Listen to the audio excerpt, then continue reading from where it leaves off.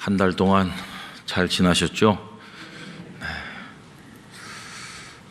오늘 새벽에 오다 보니까 어떤 차에 아마도 골프 치러 가는 분인 것 같았습니다. 아, 골프 치러 가는 분이 있구나, 그런 생각을 했어요. 참 세상이 다양한 것 같습니다.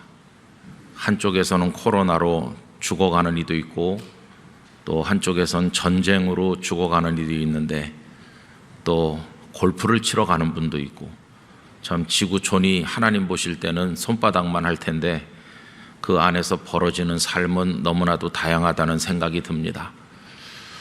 전쟁이 벌어지기 전에는 우크라이나 사람들도 길거리에서 가족들과 맛있는 음식도 사 먹고 또 소풍도 즐기고 평안했겠죠. 그런데 하루아침에 전쟁터로 변해버렸습니다.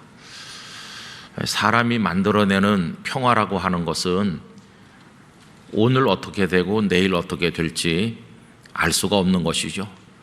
손에 들고 있는 유리장과 같아서 떨어지는 순간 산산조각이 나는 것입니다. 아슬아슬한 것이죠.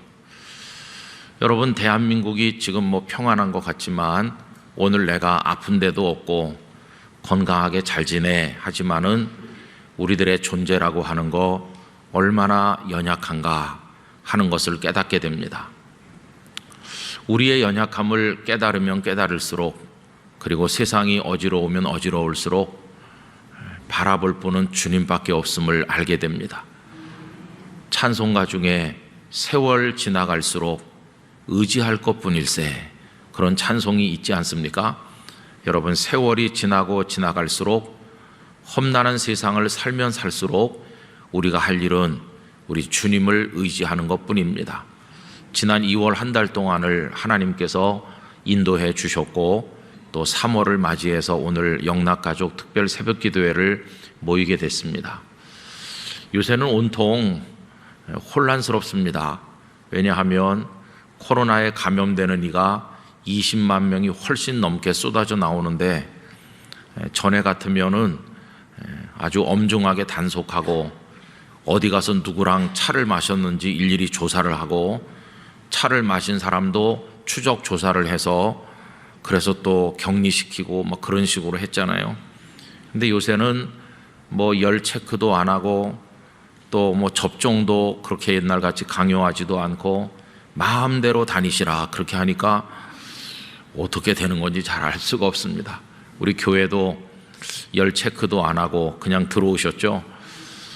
교회도 그냥 마음대로 하라고 그래요. 또 어느 구청에서 내린 공문을 보니까 찬양대원도 백신 접종 안 한 사람도 자유롭게 하시라, 이렇게. 도대체 어떻게 되고 있는지 알 수가 없어요. 그래서 그저 성도님들께서 마스크 잘 쓰시고 각자가 조심할 거 조심하면서, 그러나 한편으로는 무너진 예배를 회복해야 되겠습니다. 여러분, 어렵지만 예배당에 와서 예배하는데 마음을 두시고, 또 힘들지만 하여튼 대면이든 비대면이든 각 부서에서 사역도 열심히 하면서 또 하나님의 때를 기다려야 되겠습니다. 언 땅이 다 녹고 3월달은 새싹이 돋는 그런 달인데 하나님의 때가 우리에게 올 줄로 믿습니다. 이 한 달 동안 성도님들의 가정에, 일터에, 우리 자녀들 공부하는 곳에, 또 엎드려서 기도드릴 때마다 하나님의 손길이 함께 하시기를 바라고, 오늘 아침에도 이렇게 아름다운 예배당에서 성도들과 함께, 또 가정에서 다 일어나서 앉으시고 같이 스크린을 통해서 할 수 있는 게 얼마나 감사한지요. 또 귀한 간식을 제공해 주신 김인 집사님, 또 신은정 장로님 가정에 감사를 드립니다. 여러분, 오늘 아침에 말씀의 제목을 사라와 리브가 이렇게 정했는데 하나 여쭤보겠습니다. 사라랑 리브가랑 무슨 관계입니까? 무슨 관계일까요? 네, 시어머니하고 며느리. 네, 맞습니다. 시어머니하고 며느리 관계죠. 그럼 하나 더 여쭤보겠습니다. 사라가 그 며느리 얼굴을 봤을까요? 며느리 얼굴을 못 봤죠. 왜냐하면 오늘 이 창세기 말씀의 순서대로라고 우리가 가정을 한다면 사라가 죽은 이야기는 23장 1절 조금 아까 읽은 데 나오고, 그 다음에 리브가가 이삭과 결혼하는 이야기는 그 다음 장인 24장에 나오기 때문에 사라는 리브가의 얼굴을 보질 못했어요. 그러니까 며느리를 맞지 못하고 세상을 떠난 거죠. 우리 창세기 말씀 읽을 때마다 우리 성도님들과 함께 나이 따져보는 거 자주 했었는데, 오늘도 한번 나이를 따져보도록 하겠습니다. 여기 성경의 기록과 약간의 상상력을 보태가지고 재밌어요. 우리 성도님들이 확실하게 아시는 것부터 이제 시작을 해보겠습니다. 아브라함의 아버지가 누굽니까? 네, 데라입니다. 데라. 그 이야기가 이제 창세기 11장 끝에 나오죠. 근데 데라에게는 아들이 3명 있었습니다. 데라의 맏아들이 아브라함입니다. 그 다음에 둘째 아들이 나홀입니다. 그리고 데라의 막내 아들 하란인데, 이 하란은 아들 하나를 낳고 일찍 세상 떠났어요. 이 하란이 남긴 어린 아들, 그게 누구냐 하면 롯입니다. 롯.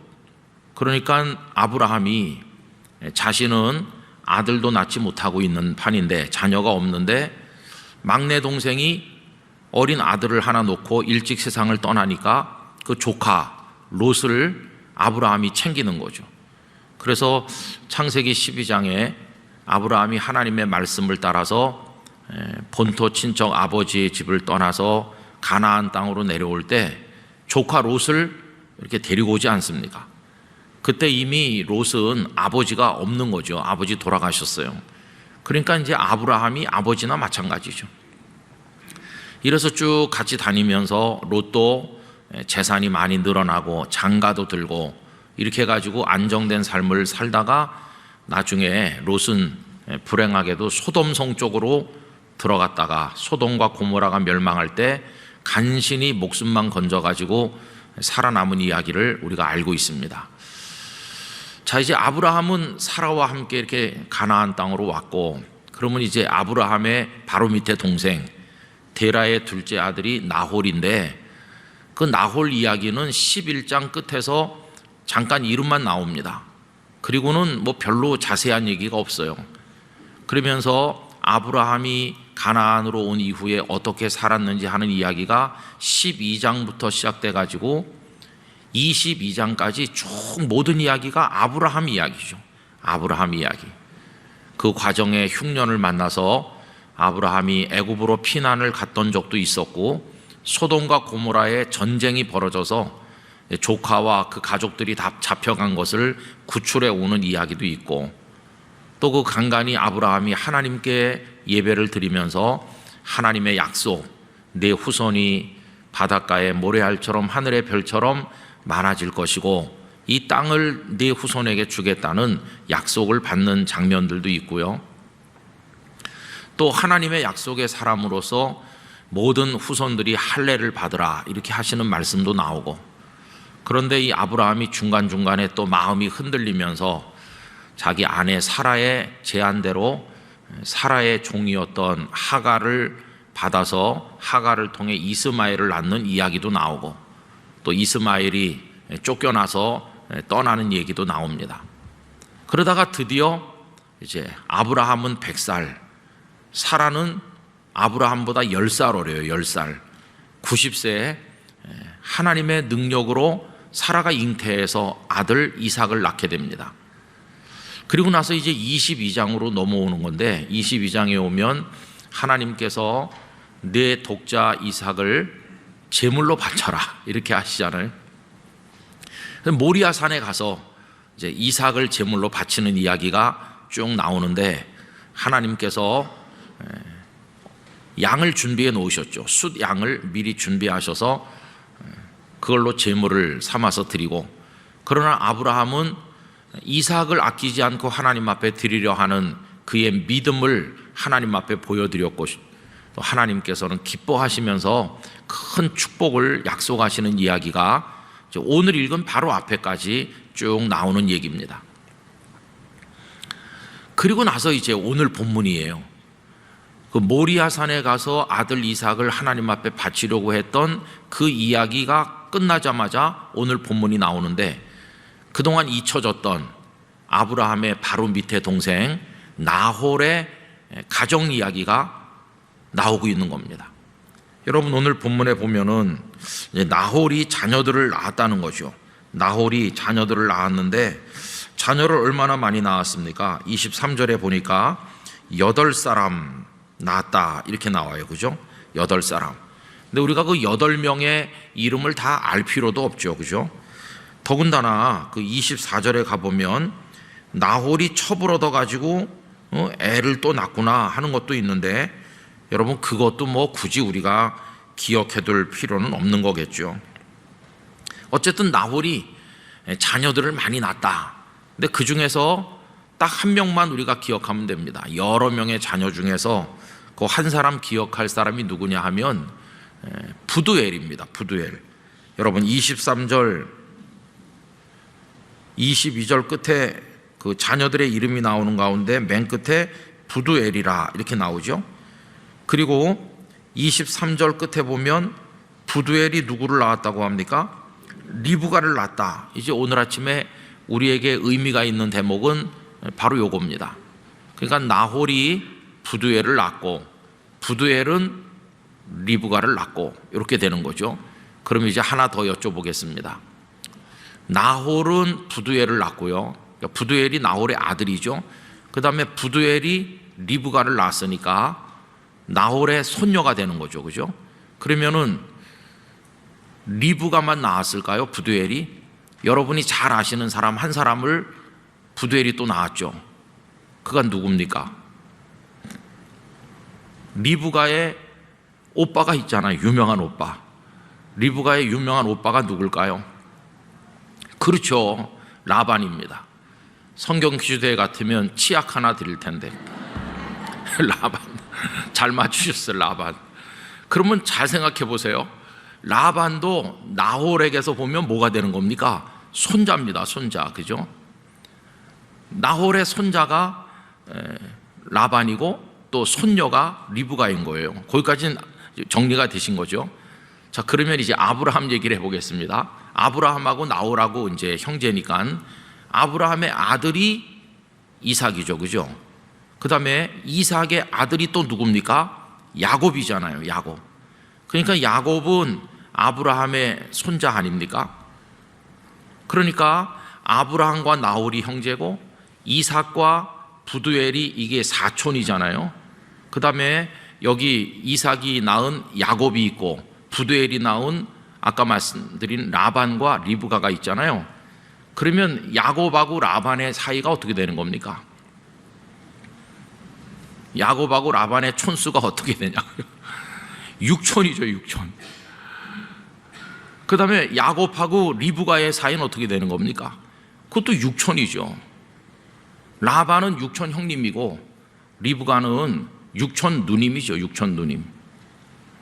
그런데 성경은 6촌이라고 하는 얘기는 안 하고 리브가가 이삭과 결혼했어요. 그럼 이삭하고 리브가는 촌수가 어떻게 되는 겁니까?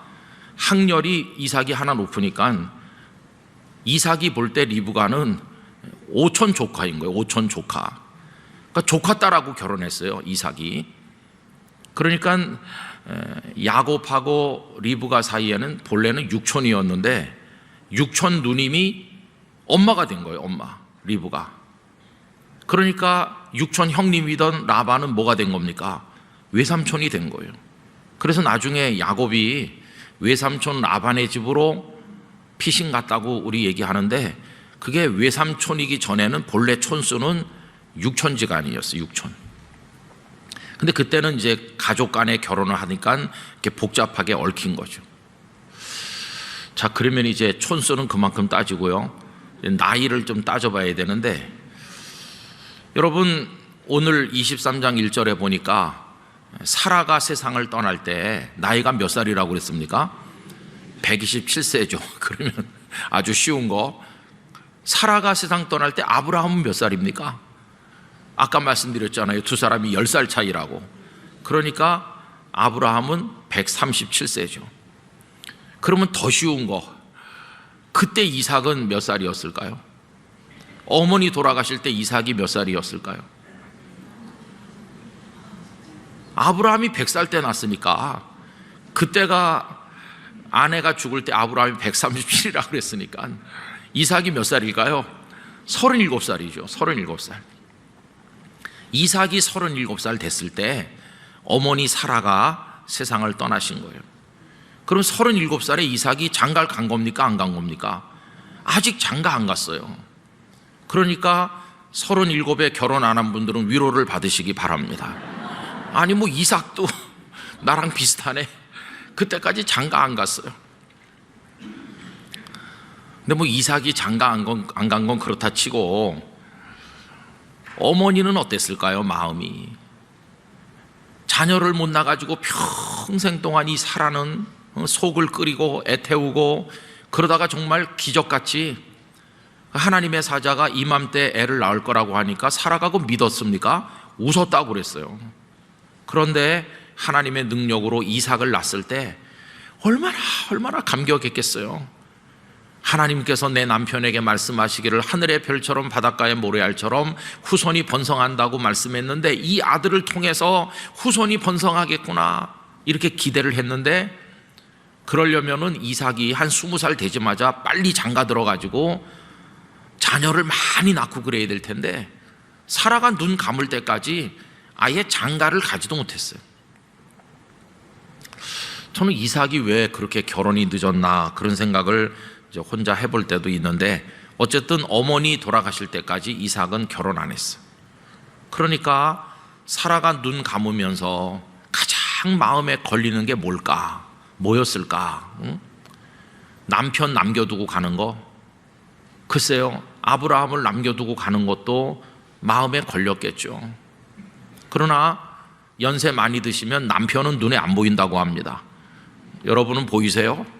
남편은 눈에 잘 안 보이고 자녀들이 더 많이 보인다 그러는데, 이삭이 장가 안 간 걸 두고 가기가 참 이 사라의 마음에 걸렸겠다 그런 생각이 들지 않으세요? 자, 그런데 그게 23장 1절인데 그 22장에 오늘 읽은 그 본문 앞부분에 보면은 누가 이야기가 나왔습니까? 아까 본 대로 나홀이 여러 자녀를 낳았는데 맨 끝에 부두엘이 태어났고, 부두엘이 누굴 낳았다고요? 리브가를 낳았다고요. 여러분, 여기서 한 가지 우리가 주목해야 될 거, 아까 제가 리브가의 오빠가 누구라고 그랬습니까? 라반이라고 그랬잖아요. 라반은 나중에 야곱이 피난 갈 때 처음 등장하죠. 여기서는 등장을 안 해요. 사실 이 부두엘이 자녀를 낳았다고 하면 리브가를 낳았다는 말과 함께 라반도 낳았다고 말을 해야 돼요. 그죠? 근데 여기는 라반 얘기는 안 해요. 라반 얘기는 안 하고 그냥 딱 한 명 리브가 낳은 얘기만 간단하게 나옵니다.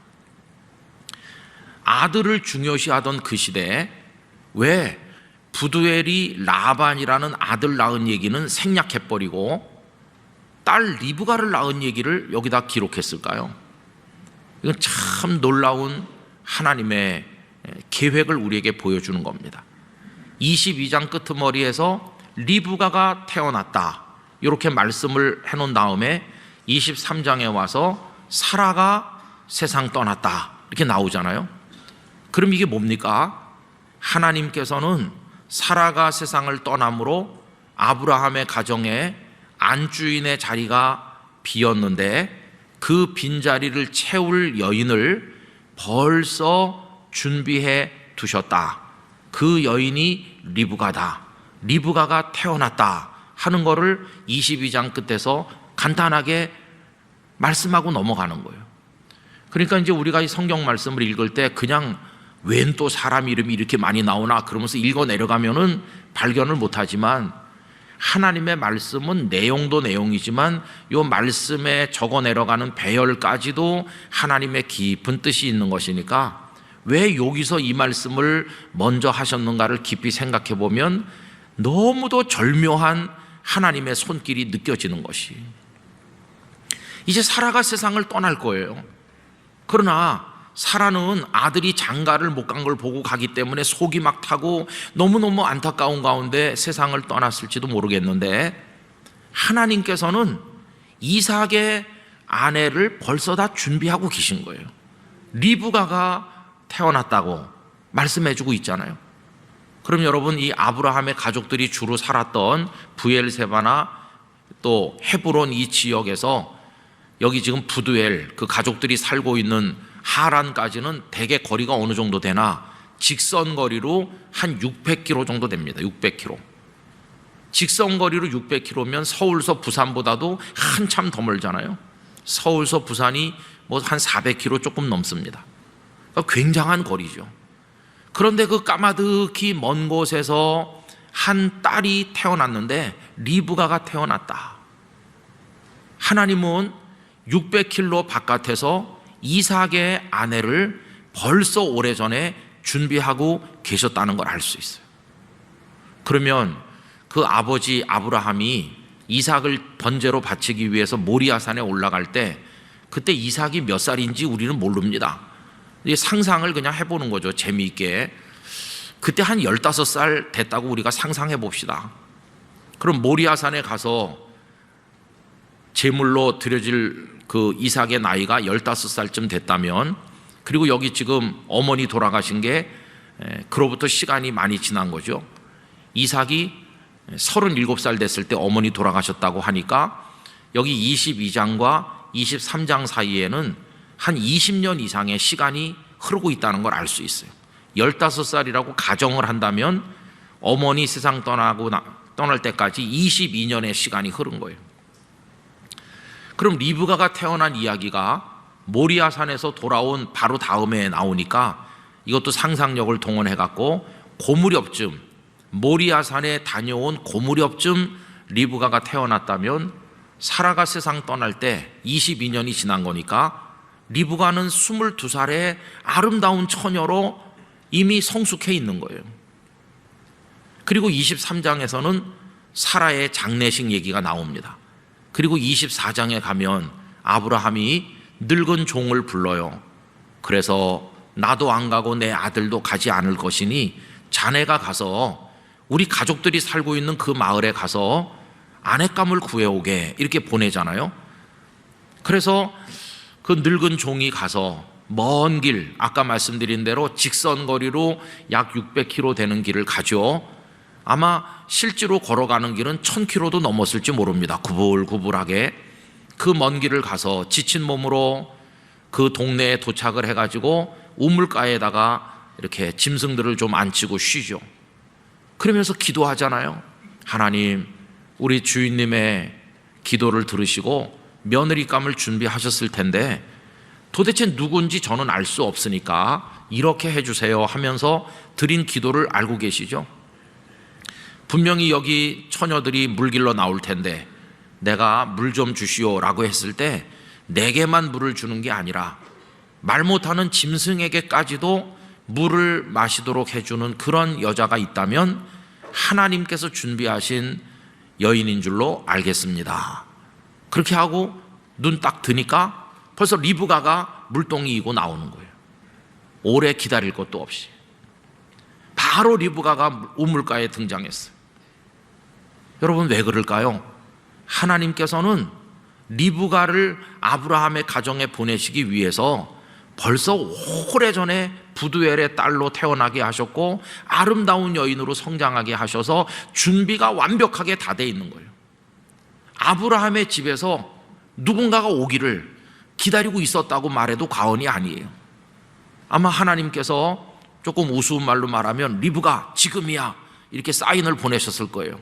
그래서 물동이고 대기하다가 무대에 등장하듯이 리브가가 짠 나타나는 거예요. 기도 끝나자마자. 얼마나 이게 정확하게 맞아 들어갑니까?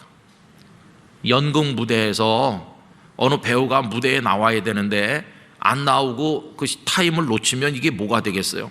리브가는 딱 나온 거예요. 그래서 리브가가 그 무대에 등장하기까지 아까 우리 상상으로 한 22살 됐을지도 모른다고 그랬는데 22년 동안 무대 뒤에서 준비하다가 물동이고 등장하는 거와 같아요. 그런데 사라는 그런 걸 몰랐겠죠. 사라는 그 남편이 아들 데리고 모리아산에 갔다 온 다음에 당신 부자는 지금 어디 갔다 오느냐고 나한테 말도 안 하고. 아마 그때야 아브라함이 말했을지 몰라요. 당신한테 말을 못했는데 하나님이 이 아이를 제물로 바치라고 그래서 이렇게 하니까 사라가 그냥 벌쩍 뛰면서 이 영감이 어떻게 무슨 짓을 하고 다니는 거냐고 아마 그랬을지도 몰라요. 그러나 감사했겠죠. 하나님께서 양을 다 준비해 놓으셨고 이렇게 축복을 약속하셨다고. 그러면서 아마 가족끼리 감사의 기도를 드리고 사라는 마음으로 아들을 이렇게 사랑하는 눈으로 바라보면서 어쩌면 부둥켜 안으면서 내 아들 그런 일이 있었구나, 하나님께서 너를 통해서 후손을 번성케 한다고 축복했는데 내 아들, 그러면서 얼마나 사라가 아들을 사랑했겠어요. 너 잘 자라서 멋진 여자 만나서 자녀들 많이 낳고 너는 축복의 사람이 돼야 된다. 아마 사라가 그랬겠죠. 이 애미가 너를 위해 늘 기도한다. 그런데 눈 감을 때까지 장가도 못 간 거예요. 그러나 여러분, 사라는 며느리 얼굴을 보지 못했지만 하나님은 벌써 다 준비하고 계신 거예요. 부두엘이 리브가를 낳았다는 요 한 구절 속에 아브라함의 가정을 향한 하나님의 준비, 하나님의 배려, 하나님이 이미 다 수백 킬로 바깥에서 안배하고 계신 것을 우리가 볼 수 있잖아요. 마치 선물을 잘 준비해서 주머니에 넣고 계시다가 때가 되길 기다렸다가 탁 주시는 그거와 똑같아요. 그래서 이삭은 그 늙은 종이 가서 리브가를 데리고 돌아왔을 때 얼마나 기뻤는지, 여러분 이삭이 리브가를 얼마나 좋아했는지 우리 한번 보실까요? 24장에 이제 그 얘기가 나오는데 24장 맨 끝절, 24장 맨 끝절을 보십시오. 67절 우리 다 같이 읽읍시다. 이삭이 리브가를 인도하여 그의 어머니 사라의 장막으로 들이고 그를 맞이하여 아내로 삼고 사랑하였으니 이삭이 그의 어머니를 장례한 후에 위로를 얻었더라. 아멘. 저는 이 대목을 보면서 참 하나님의 손길이 놀랍다고 생각합니다. 이삭은 리브가를 본 적이 없잖아요. 그 늙은 종이 가서 지금 이렇게 데리고 온 겁니다. 그래갖고 처음 만나는 거죠. 이삭이 도대체 어떤 여성을 하나님께서 보내실 것인가 이렇게 했는데 보자마자 그냥 한눈에 정신을 잃었어요. 너무 아름다운 여성이어서. 그래가지고 어머니 사라의 장막으로 들였다. 여러분 이게 참 놀랐습니다. 23장 1절에서 사라가 세상 떠남으로 그 안주인의 자리가 비어 있었는데 그 빈자리를 리브가가 와서 딱 채우는 거예요. 그죠?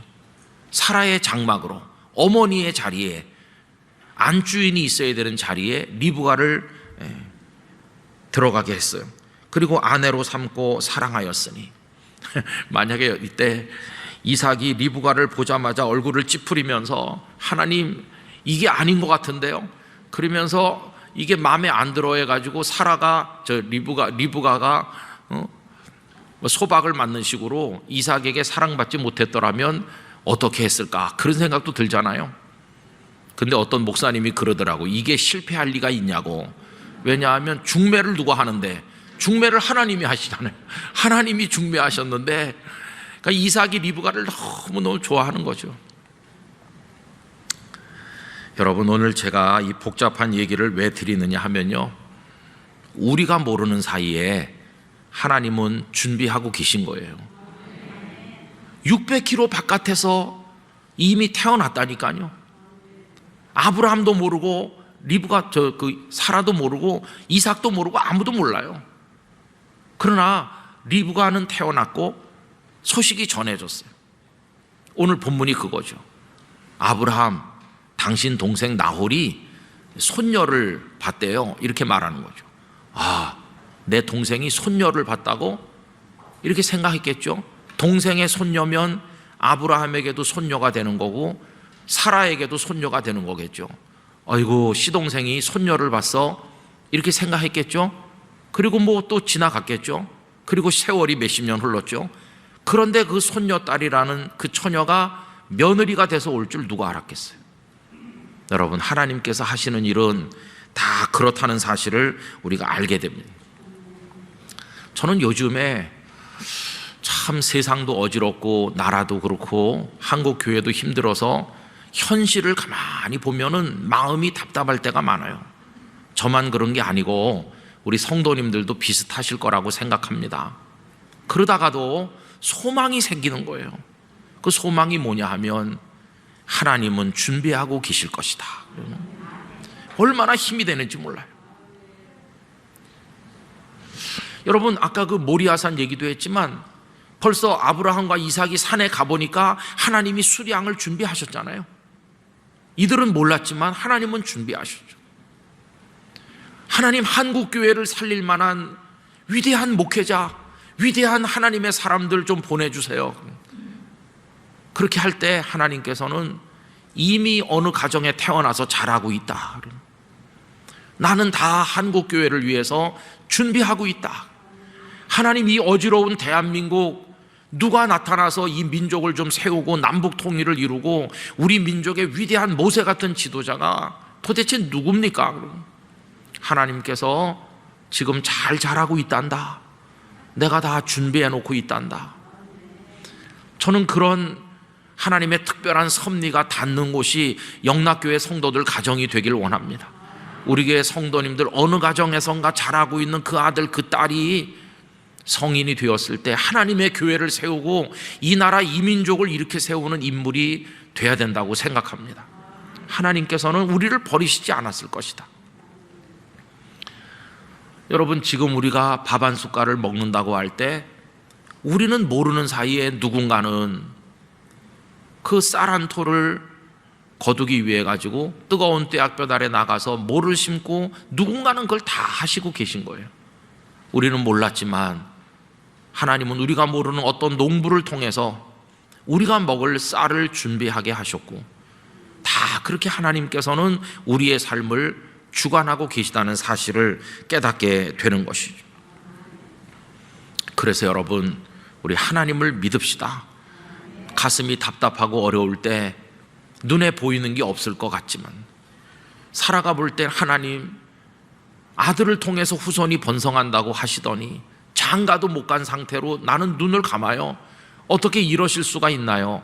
사라가 그랬을지 모르지만 최고의 며느리를 내가 다 준비해 놨다.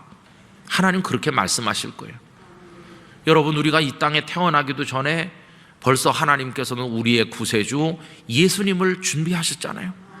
벌써 예수님이 다 이 땅에 오셔서 이 땅에서 메시아 사역을 감당하시고 십자가 지시고 부활 승리하심으로써 구원의 길을 다 준비하셨어요. 하나님은 그렇게 일하시는 하나님이신 것을 알게 됩니다. 3월 달을 시작을 하면서 우리 가정의 고통과 우리 삶의 아픔과 많은 걱정과 근심거리들이 그냥 밀물처럼 우리에게 밀려오고 힘들게 할 때가 많이 있죠. 성도의 희망이 어디 있습니까? 내가 모르는 어딘가에서 내가 모르는 때 하나님은 나를 위해서 준비하고 계신 줄로 믿습니다. 그게 우리의 소망인 것이. 결국 궁극적으로는 하나님이시죠. 하나님. 여기 아브라함이 리브가를 이제 며느리로 맞이했고 이삭은 아내로 맞이했는데 그 리브가를 바라보면서 이삭이 그 아내를 너무너무 사랑하고 두 사람이 행복하게 사는 걸 아브라함이 이렇게 지켜보면서 얼마나 감사했을까요? 모리아산에서는 양을 미리 준비하시더니 하나님께서는 이렇게 아름다운 처녀를 준비하셨구나. 그것도 내 동생의 집안을 통해서 준비하셨구나. 하나님은 다 미리 일하고 계시구나. 그거를 알지 않았겠어요? 그때 아브라함의 가슴 속에 남는 고백이 뭘까요? 걱정과 근심, 쓸데없는 생각들 다 버려야 되겠다. 내 삶이 하나님의 손 안에서 이루어지고 있음을 다시 한번 확인했다. 이렇게 하지 않겠어요?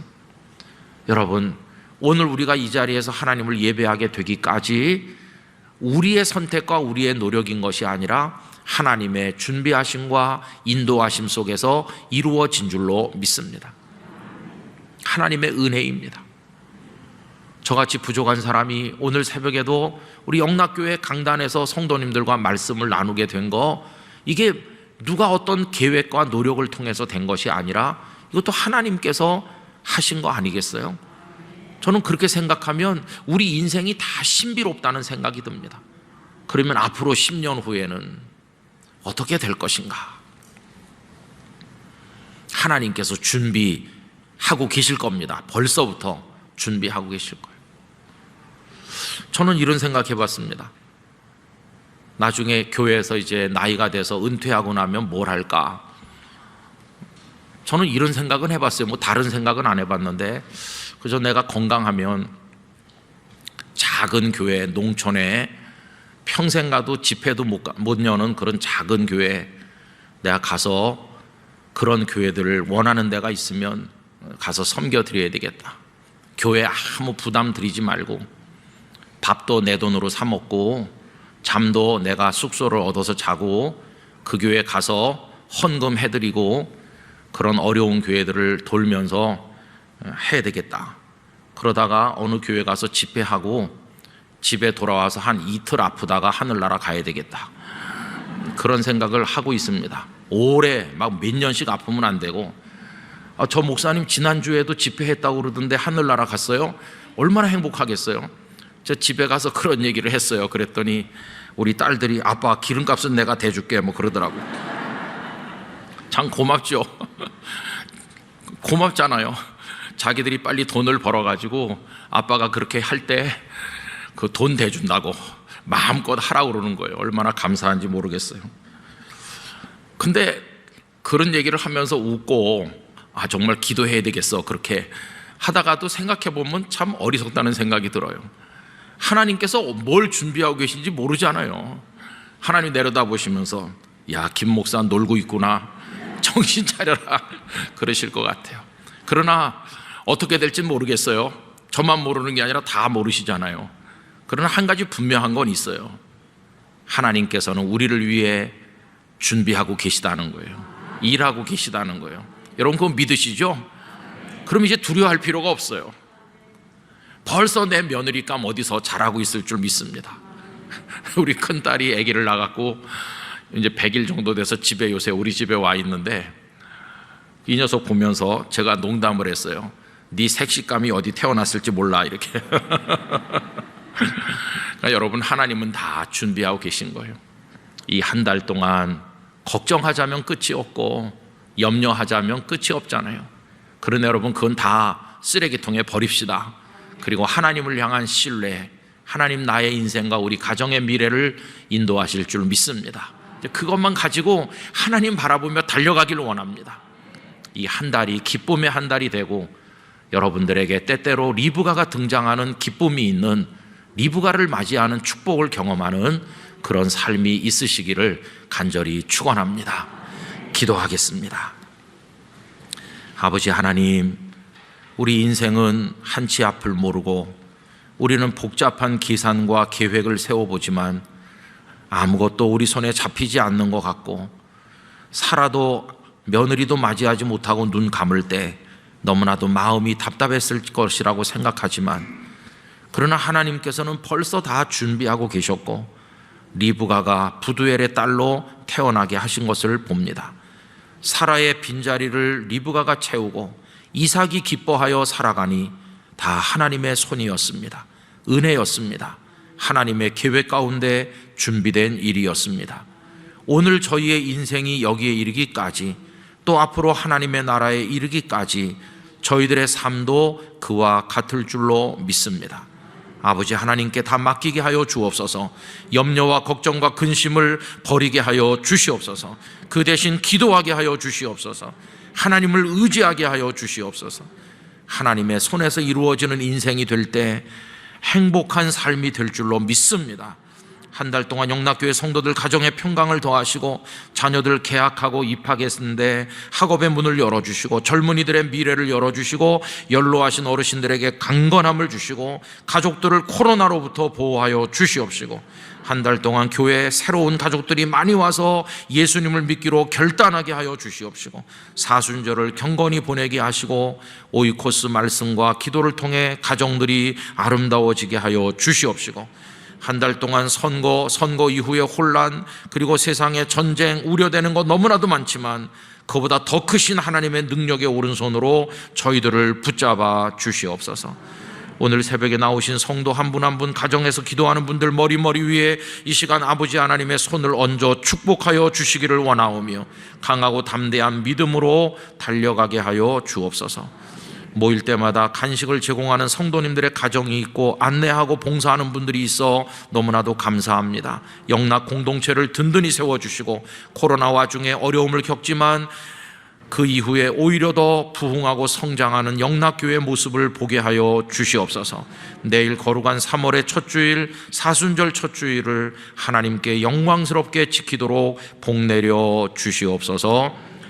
이제는 우리 구주 예수 그리스도의 은혜와 우리를 위해 모든 걸 계획하시고 준비하고 계신 아버지 하나님의 사랑과 성령님의 교통하심이 모든 성도들 중에 우리 교회 가운데 함께 하시기를 간절히 축원하옵나이다.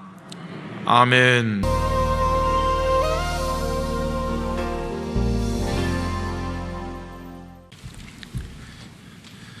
우리 주님만 바라보면, 주님만 믿으면 우리에게 큰 기쁨과 은혜가 충만할 줄로 믿습니다. 오늘은 어버이 주일이죠. 어버이 주일이 되고 또 오늘 날로도 5월 8일이 됩니다. 그래서 그런지 부모님 생각이 많이 났습니다. 그립기도 하고 또 잘 못해드린 생각도 많이 났습니다. 우리 영락교회 성도님들 가정에서 부모님들을 잘 경외하는 아름다운 삶이 있어서 하나님의 복을 받게 되시기를 바랍니다. 이렇게 말씀드리고 보니까 다 부모님들만 계시네요. 이 말을 들어야 될 자녀들이 없네요. 그리고 또 우리 오늘은 가족주일로 지키고 2부, 3부, 4부 예배에는 우리 전세대 예배로 우리 교회학교 친구들과 함께 예배하는데 우리 영락교회 성도들의 가정이 이 땅에 세우신 하나님의 천국이 되기를 원합니다. 하나님의 복을 계승하는 아름다운 가정들이 꼭 되시기를 간절히 원합니다. 우리 교회는 이 5월 달하고 또 성탄절이 다가오는 그 대림절 그때가 되면 원포인트 주제를 가지고 예배를 드리죠. 그래서 여기 주일 낮예배 시간에 나누는 이 본문 제목 이거를 교회학교까지 다 똑같이 합니다. 그래서 제가 지난 1월인가 2월에 일찍 우리 교육부에다가 창세기 21장을 5월 첫 주부터 넷째 주까지 같이 묵상하려고 합니다 하고 다 드렸습니다. 이번에 우리 원포인트 교육 주간을 하면서 주제는 다시 가정이라는 꿈을 꾸라 이런 주제로 하면서 아브라함의 가정을 중심으로 이제 4주간 생각을 하는데 지난 주일에는 하나님께서 아브라함의 가정에 이삭이 태어나게 하신 생명의 놀라운 축복에 관해서 생각을 했습니다. 그리고 그 다음 이어지는 본문을 오늘 우리가 8절부터 13절까지 읽은 겁니다. 다음 주일에는 그 14절부터 또 이렇게 차례로 묵상을 하게 될 텐데요. 근데 오늘 읽은 이 본문이 좀 문제입니다. 8절부터 13절까지 이 말씀은 어떻게 보면은 좀 이해하기도 어렵고 설명하기도 어렵다는 생각이 듭니다. 그 말씀을 오늘 우리 같이 한번 나눠보려고 하는데요. 오늘 그 읽은 본문에 나오는 내용은 그 하갈과 이스마엘을 아브라함이 그 집에서 내보내는, 좋게 말하면 내보내는 거고 좀 심하게 표현하면 쫓아내듯이 좀 마음 아픈 내용, 그게 오늘 본문에 나와 있습니다. 잘 아시는 것처럼 사라가 아기를 못 낳으니까 생각하던 끝에 사라의 몸종이었던 하갈을 후처로 드렸죠. 그래서 이스마엘을 낳았는데 그때가 아브라함이 86세입니다. 그 가나안 땅에 올 때가 75세였으니까 11년 후에 이스마엘이 태어났어요. 그리고 나서 또 14년 세월이 흘러서 아브라함이 100세가 됐을 때 지난주일에 말씀드린 것처럼 전혀 예상하지 못한 상황에서 하나님의 능력으로 하나님께서는 말씀하신 대로 사라를 돌보시고 사라에게 행하셔서 사라가 아브라함 100살에 이삭을 낳은 거죠. 그래서 아들이 둘이 됐습니다. 그런데 이삭이 잘 자라서 젖을 떼는 날 큰 잔치를 열게 됐죠. 여러분, 우리나라 돌잔치랑 비슷한 건데, 돌은 1년 된 다음에 하잖아요. 그런데 이때 이 젖 떼는 날 잔치는 한 서너 살, 그보다 조금 더 클 수도 있고 그때 했다고 합니다. 아주 성대했을 것이다, 그런 생각이 들죠. 여러분, 아브라함은 그냥 소수의 가족과 함께 오손도손 살아가는 사람이 아닙니다. 그 소돔성에 전쟁이 일어났을 때 롯의 가족들도 다 잡혀갔기 때문에 아브라함이 구출하기 위해서 그 전투에 참여했는데 무려 318명이나 되는 사람들을 인솔해 갔죠. 그 318명은 아브라함 집에서 양을 먹이는 목자들인데, 평소에는 목자고 또 비상 상황이 되면 칼을 뺄 수 있는 전사들이기도 했어요. 근데 그 한 사람 한 사람에게 5명, 10명 다 그 당시 자녀들을 많이 낳을 때 가족이 딸려 있을 거니까 한 사람당 10명만 계산해도 아브라함이 거느리고 사는 사람이 수천 명이 됐을 거라는 걸 알 수 있어요. 아브라함은 그 주변 사람들이 볼 때 대족장이죠. 이제 이 사람들이 다 모여서 주인 댁에 도련님이 젖을 떼게 된 걸 축하하는 잔치를 열었으니까 막 그 규모가 굉장했을 것 같아요. 그리고 주변에 유력한 사람들도 축하하러 오질 않았겠습니까? 성대한 잔치를 열고 기뻐했죠. 그런데 그날 그 잔치에 기뻐하지 못하는 사람들이 두 사람 있는 겁니다. 여러분, 누굴까요? 하갈과 이스마엘이죠. 이스마엘만 있을 때는 이스마엘만 사랑받는 것 같고 이스마엘이 모든 것의 계승자로 여겨졌을 텐데, 이삭이 태어나고 나니까 완전히 달라졌어요. 이 하갈과 이스마엘은 이제 우리는 찬밥 신세가 됐어, 이렇게 된 거 아니겠습니까? 그래서 그 두 사람은 굉장히 마음이 불편한 거죠. 그런데 그날 사라가 보니까 이스마엘이 어린 이삭을 놀리는 겁니다. 여러분, 여기 놀린다고 번역된 그 단어는요, 차하크라고 하는 이 단어는 그냥 놀린다 이런 뜻만 있는 게 아니라 성적으로 희롱한다 하는 뜻도 있어요. 이삭이 한 너댓 살 됐다고 생각을 해보면 이스마엘이 14살 먼저 태어난 거니까 이스마엘은 벌써 거의 20살 가까이 된 겁니다. 뭐 차이가 많이 나죠. 어린 애를 이렇게 희롱하는데 그걸 사라가 보게 됐어요. 성경에서 사라는 아주 아름다운 여인으로 나와 있는데, 여러분, 아름다운 여인 너무 믿지 마세요. 예쁜 여자도 눈에 불꽃이 튈 때가 있습니다. 그래가지고 사라가 그냥 도끼가 확 올라와가지고는 쫓아내라는 거예요. 아브라함에게 와서 당신 저 첩과 저 종, 여종과 그 아들과 쫓아내라.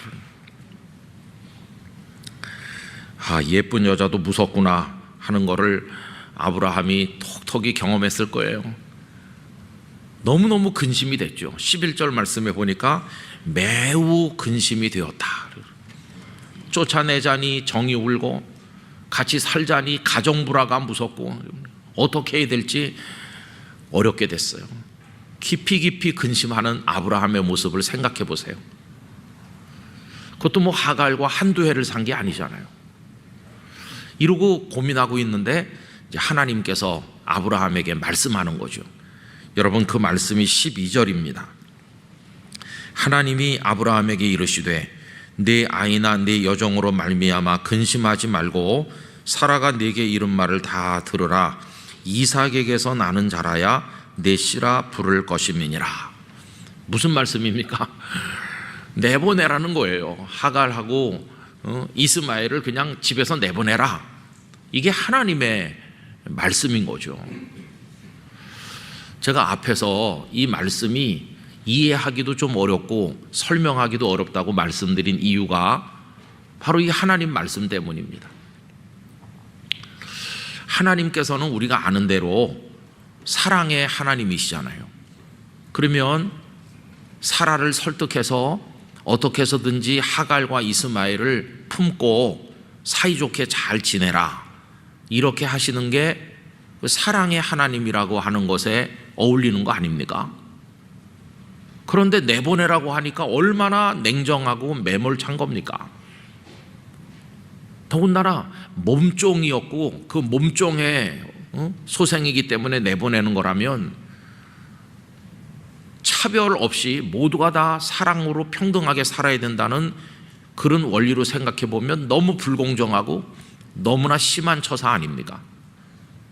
거기다가 이스라엘 그 민족의 우월성, 나중에 보면 이스라엘 백성들이 역사 속에서 자기들이 선택받은 백성이라고 그러면서 다른 사람들 얼마나 무시했나요?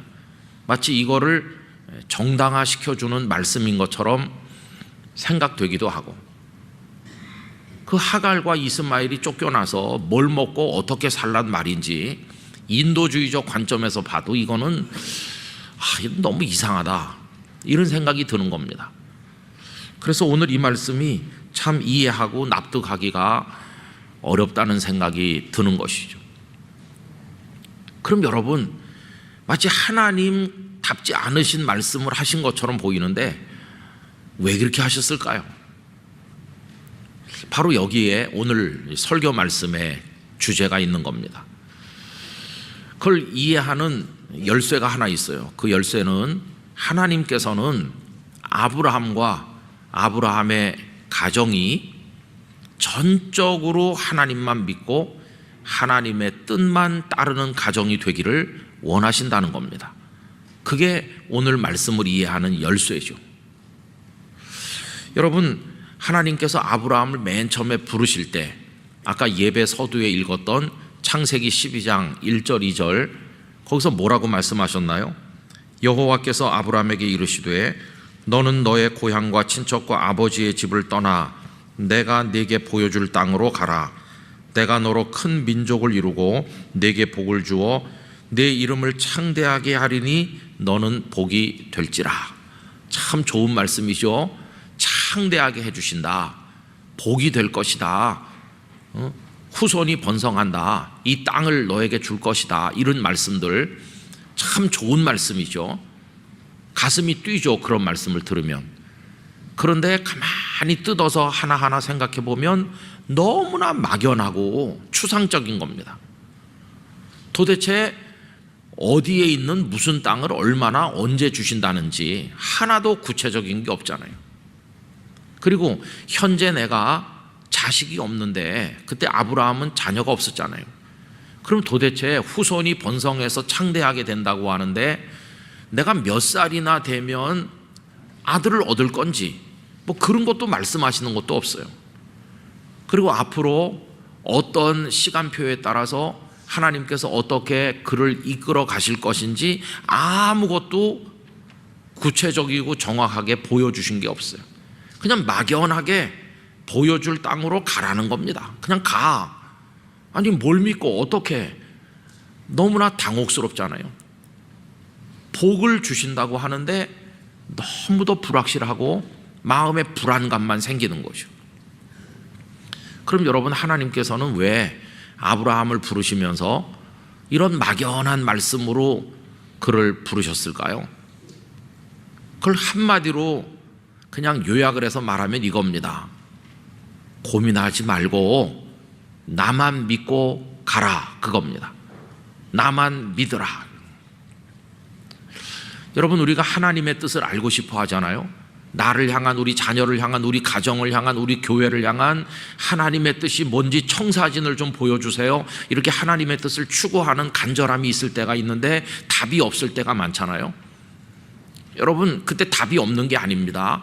이거 대단히 중요한 이야기인데, 모호한 것 같고 확실한 게 없는 것 같을 때 가장 뚜렷한 답이 있는 거죠. 그 답은 이겁니다. 나만 믿으라. 이게 하나님의 답인 것이에요. 그래서 그때 하나님께서 아브라함에게 주신 답은 그냥 나만 믿고 내가 보여줄 곳으로 가거라, 이거였어요. 절대 믿음, 절대 신뢰, 그걸 하나님께서 그에게 말씀하신 거죠. 그럼 아브라함은 그 말씀을 받고 어떻게 했습니까? 처음에는 하나님을 절대적으로 신뢰했어요. 여러분, 창세기 11장 후반부에 가면 그 아버지 데라와 그 가족들 이야기가 나옵니다. 그 잘 나이를 계산해 보시면은 아브라함이 하란을 떠나서 가나안으로 갈 때 그 아버지 데라가 아직도 정정하게 살아계시다는 걸 알 수 있어요. 데라가 세상 떠난 다음에 아브라함이 출발한 게 아니고 아버지가 살아계실 때 출발했습니다. 그러면 아버지가 팔짱 끼고 그냥 받겠습니까? 아니, 아브라함, 너는 우리 집의 큰아들인데 어딜 간단 말이냐? 하나님께서 가라고 하십니다. 아니, 어디로? 모르는 거죠. 가서 뭘 어떡하려고? 그것도 모르는 거죠. 아는 건 하나님께서 나에게 복을 주신다고 했어요. 여러분, 이 애매한 아들의 결정을 보고 데라가 잘 가거라 그냥 그랬을까요? 얼마나 설득하고 만류하고 가면 안 된다고 우리랑 같이 살아야 된다고 했을까요? 그런데도 아브라함은 떠나간 겁니다. 여러분, 그가 의연하게 떠나는 모습이 창세기 12장 4절에 이렇게 나오죠. 이에 아브라함이 여호와의 말씀을 따라갔고, 이겁니다. 하나님께서 나만 믿고 가라 하니까 그 말씀만 믿고 여호와의 말씀을 따라갔다. 이게 아브라함이 살아가는 방식이었어요. 롯도 그와 함께 갔으며 아브라함이 하란을 떠날 때에 75세였더라. 이런 아브라함의 절대 믿음에 대해서 히브리서 11장 8절은 이렇게 말씀하죠. 믿음으로 아브라함은 부르심을 받았을 때에 순종하여 장래 유업으로 받을 땅에 나아갈새 갈 바를 알지 못하고 나아갔으며, 구체적인 거 하나도 모르는 채로 어디로 어떻게 가야 될지도 모르면서 그냥 하나님 한 분 믿고 하나님을 향한 신뢰, 그거 하나 가지고 무조건 갔다. 처음에 아브라함은 그랬습니다. 그래서 가나안 땅에 도착한 이후 이곳저곳을 다니면서 창세기 12장 13장 쭉 읽어보시면 가는 데마다 여호와의 이름을 불렀더라. 하나님께 제단을 쌓고 예배하는 사람으로 하나님만 바라보며 살았어요.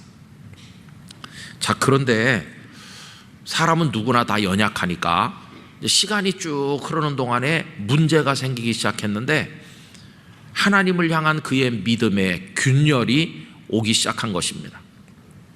우선 가서 보니까 그 땅이 막 기름지고 좋은 땅이 아니라 너무 척박하고 힘든 땅인데다가 큰 흉년이 왔어요. 그러자 하나님을 향한 믿음이 막 흔들리는 거예요. 여러분, 정말 절대적으로 하나님을 믿으면 이 땅이 척박하고 흉년이 왔지만 하나님은 나를 지키실 줄 믿습니다. 그러면서 그 땅을 사수해야 되는 건데 하나님을 의지할 마음이 없어졌어요.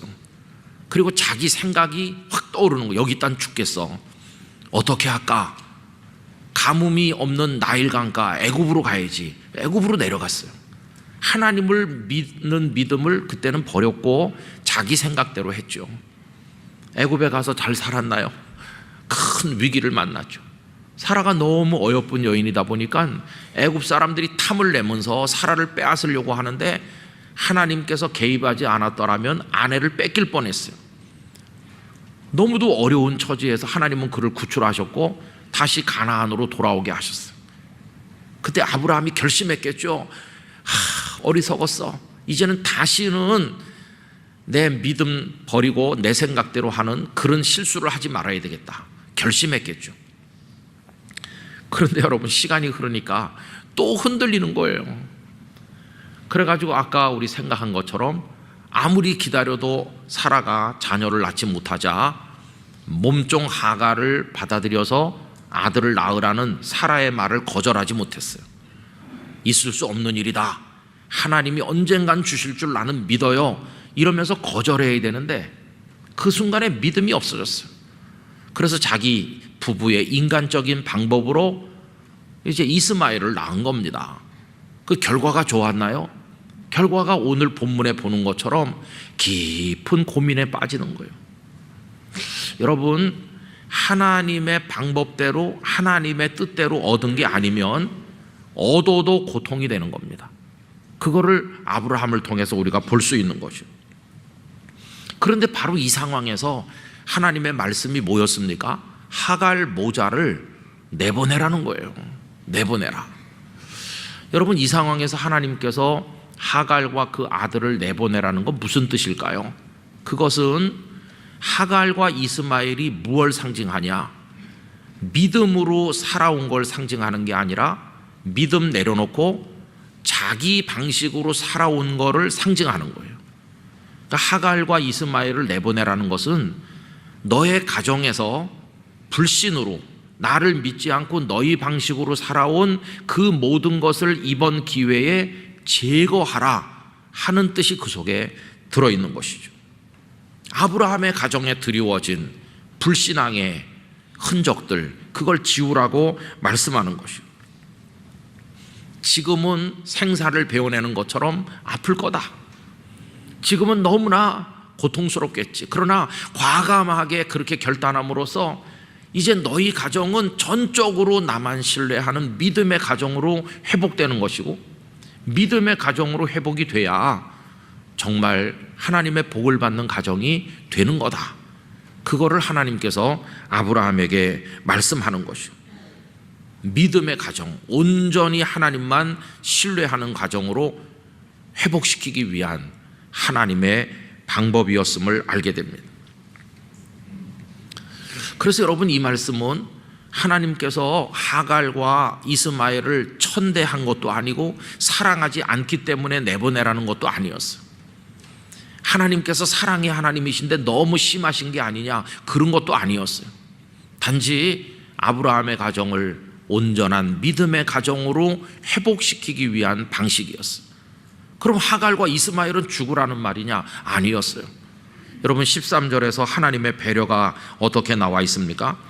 그러나 여종의 아들도 네 씨니 내가 그로 한 민족을 이루게 하리라 하신지라. 여러분, 이스마엘에 대해서도 하나님은 큰 배려를 하셨어요.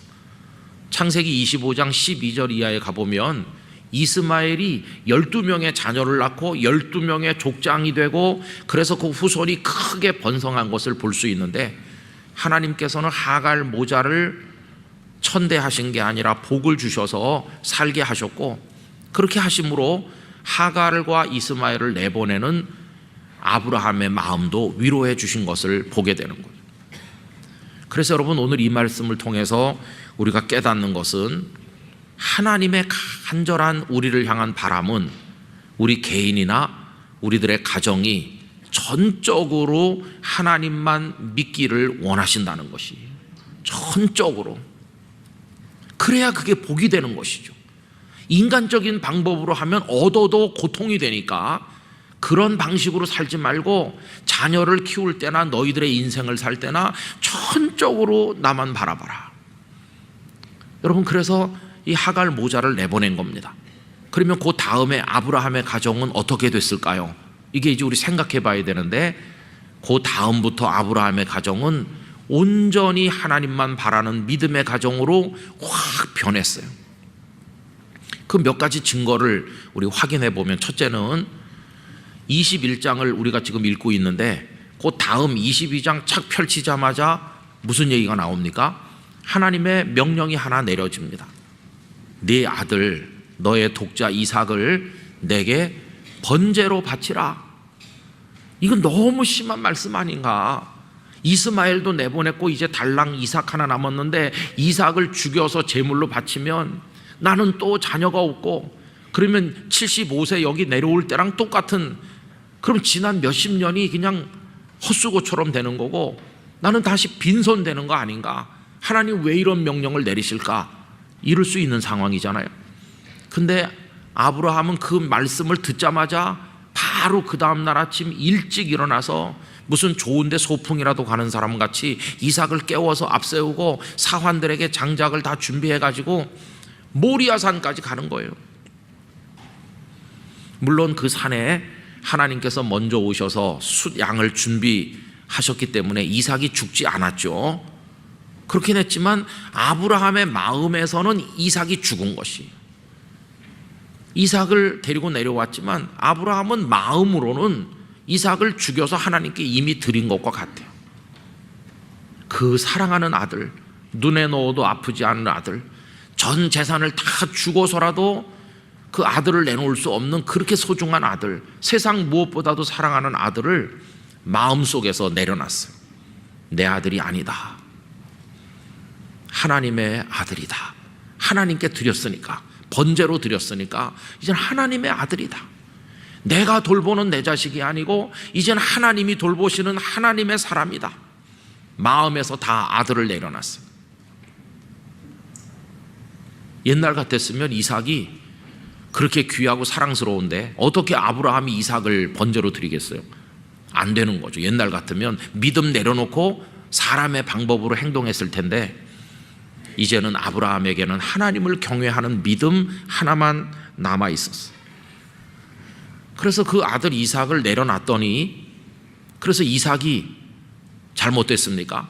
하나님께 번제로 드려 하나님의 사람 됐고 이젠 하나님이 키우신다, 하나님이 돌보신다 다 맡겼더니 그 다음 이야기는 뭘까요? 두 번째로 그의 가정이 믿음의 가정이 된 증거, 이제 이삭이 장가를 들어야 되는데 24장에 가보면 아브라함은 결혼할 당사자를 보내지도 않고 또 아브라함 본인이 가지도 않고 늙은 종을 보내서 며느리를 구해오게. 요새 같으면 생각할 수 없는 일이죠. 근데 그게 뭐냐 하면 믿음이거든요. 이제는 이삭은 하나님의 아들이 됐으니 내 아이를 위한 며느리감, 아내감도 하나님께서 다 준비해 놓으셨을 줄 나는 믿습니다. 더 이상 인간적인 방법을 동원하지 않고 매파를 동원시키고 사방수소문해서 어디 좋은 규수 없어요? 이런 거 안 하고 이제 하나님이 주실 줄 믿습니다. 늙은 종이 가서 너무도 아름답고 정숙하고 지혜로운 여인 리브가를 데려왔잖아요. 그 믿음대로 된 것이죠. 여러분, 또 세 번째 증거, 그의 가정이 전적으로 믿음의 가정이 된 증거는 그 아들 이삭에게서 나타나요. 이삭은 아버지가 자신을 번제로 드리려고 하는 그 이상한 행동을 통해서 아버지의 가슴에 하나님을 향한 절대 믿음이 있다는 걸 배운 거죠. 이삭이 산 교훈을 받았어요. 그리고 자신이 장가 들어야 되는데 자신을 보내지도 않고 아버지가 가시지도 않고 늙은 종을 보내서 며느리를 구해오라고 한 것도 처음에는 의아했겠지만, 그래서 하나님이 보내주신 리브가를 보는 순간 이삭의 마음속에 또 믿음이 생겼어요. 세상에 이보다 더 아름다운 아내를 어디서 구하겠나. 하나님은 나에게 언제나 믿고 맡기면 최상의 것으로 인도하시는구나. 이삭은 그걸 믿게 됐어요. 아브라함의 믿음이 이삭의 믿음이 된 거죠. 우리 성도님들의 가정에도 이런 믿음의 계승이 있으시기를 바랍니다. 그래가지고 이제 이삭에게서도 아름다운 이야기가 나오죠. 그 땅에 또 큰 흉년이 들으니까 이삭이 처음엔 흔들려요. 그 아버지가 그랬던 것처럼 애굽으로 가야 되나? 이렇게 흔들려서 막 출발하는데 하나님께서 이삭, 그냥 여기 있어. 흉년이 심하지만 여기 있어라. 그럼 내가 네 아버지 생각해서 너에게 복을 주겠다. 흉년이 심한 척박한 땅에 그냥 남았어요. 그냥 남을 수 있는 용기, 그게 믿음이었어요. 이삭의 믿음. 남았더니 그 상황에서 그 해 창대하게 되는데, 다 말라터진 땅에 씨를 심었는데 100배를 거두고 얼마나 창대하게 됐는지. 여러분, 이게 아브라함의 가정의 변화된 모습이라는 걸 보는 것이죠. 그래서 여러분, 오늘 이 본문을 통해서 하나님께서 가족주의를 맞이한 영락교회 성도 우리들에게 주시는 교훈이 있잖아요. 아브라함의 가정처럼 되라는 것입니다. 여러분, 그러면 이제 우리를 봐야 되는 거죠. 내가 하나님을 믿는 게 아니라 인간적인 방식으로 그동안에 뭘 어떻게 해왔나 한번 돌이켜 봐야 되고, 하갈과 이스마엘을 내보내는 게 너무 어려웠을 거 아니겠어요? 그것처럼 떼내야 된다는 거 알면서도 못 떼내고 정이 들었고 너무 익숙해서 지금 내 인생에 달라붙어 있는, 이거 버려야 된다는 거 알면서도 못 버리고 있는 거, 그런 거 있잖아요. 우리한테 이걸 버려야 하나님을 의지하게 되는데 그거 못 버리고 끌어안고 있는 거, 그거를 이제 떼내야 되는 거죠. 그리고 이제부터는 하나님만 믿어야 되고 하나님의 뜻에만 순종해야 되는 거죠. 하나님의 뜻에. 여러분, 아까도 말씀드린 것처럼 내 방식으로 얻은 것은 얻은 것 같은데 고통을 얻은 거죠. 그러나 다 내려놓고 하나님만 바라볼 때 하나님이 주시는 것이야말로 진정한 복이 되고 생명이 되는 줄 믿습니다. 우리 예수님 겟세마네 동산에서 아버지의 원대로 되기를 원합니다. 아버지의 뜻대로 되기를 원합니다. 이렇게 다 아버지 하나님께 맡기고 십자가를 지셨더니 생명의 열매가 풍성하게 나타났잖아요. 이제 오늘 우리의 결단은 바로 이것입니다. 믿음에서 이탈해서 평생을 예수님을 믿는다고 하나님을 경외한다고 하면서도 이 믿음에서 이탈해가지고 수시로 인간적인 방법으로 실수하고 넘어지는 우리들의 모습을 반성하면서 내 속에 있는 우리 가정에 도사리고 있는 그걸 떼내야 되는 거죠. 그리고 결심해야 됩니다. 하나님, 이제 저희 가정은 하나님만 믿겠습니다. 내 자녀 하나님께 번제로 드리는 마음으로 하나님께 드려서 이제는 하나님의 사람 되게 하겠습니다. 내가 부모 노릇 잘해서 훌륭한 자녀 된다는 어리석은 생각 버리고 하나님의 손에 맡기면 이삭의 삶에 복이 임하는 것처럼 하나님께서 우리 자녀를 인도하실 줄 믿습니다. 그러면서 철저히 믿음으로 철저히 하나님의 뜻을 따라 살아가는 가정이 되어야 하는 것이죠. 여러분, 저는 여기까지 말씀드리고 그 다음은 이제 성도님들 몫입니다.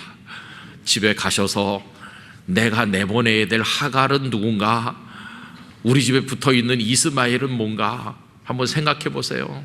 떼내기가 너무 힘들지만 믿음으로 살려면 결단해야 되는 게 많이 있어요. 그렇게 해서 아브라함의 믿음이 이삭에게로 이어지고 그 가정에 하나님의 복이 임한 것처럼 우리 영락교회 성도들의 가정이 그와 같이 되시기를 간절히 축원합니다.